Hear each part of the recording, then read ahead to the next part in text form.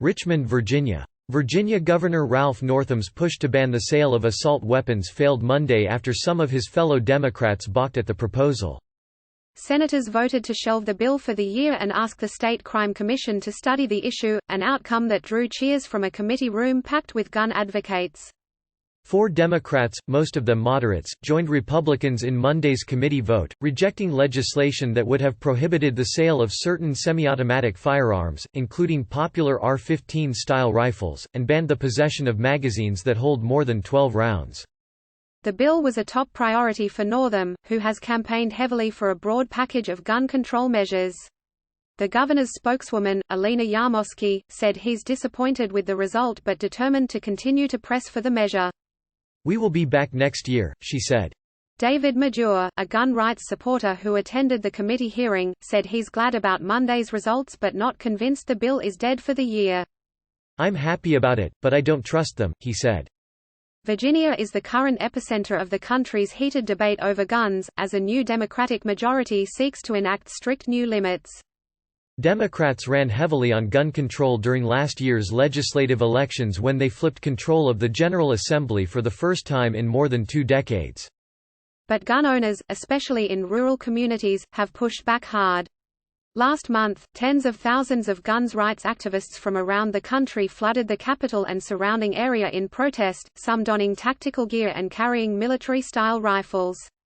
And more than 100 counties, cities and towns have declared themselves Second Amendment sanctuaries, vowing to oppose any new unconstitutional restrictions on guns.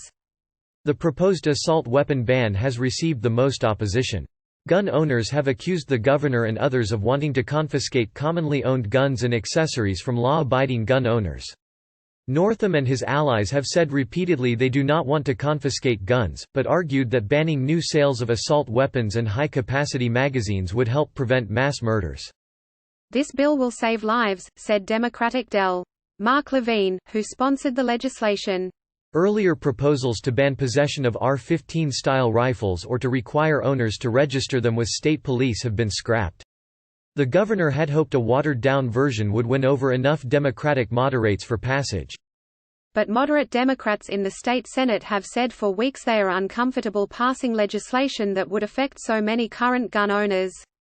An estimated 8 million AR-style guns have been sold since they were introduced to the public in the 1960s. The weapons are known as easy to use, easy to clean and easy to modify with a variety of scopes, stocks and rails. Lawmakers voted to table the bill Monday with little debate, while noting that there was confusion over what types of guns would constitute an assault weapon. There are obviously a lot of questions about definitions in this bill. Definitions do matter, said Democratic Senator Cray Deeds. The Senate has now rejected 3 of the governor's 8 gun control measures. Moderate Democrats have already voted with Republicans to kill a bill that would make it a felony to recklessly leave a loaded, unsecured firearm in a way that endangers a minor, and a bill that would require gun owners to report the loss or theft of a gun to police. Lawmakers in both the House and Senate have already advanced several other gun control measures and should finalize passage in the coming days.